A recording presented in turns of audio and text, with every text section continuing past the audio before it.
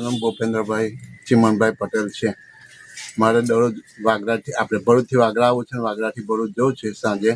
સાંજે બસ મળતી નથી. 7:30 વાગે બસ આવે એવું મારું આયોજન કરવાનું છે. બધા વેપારીઓમાં 20-30 જણ છે દરરોજના, ને નોકરિયાત બી છે, લેડીઝ બી છે, દરરોજ અંતવાય છે.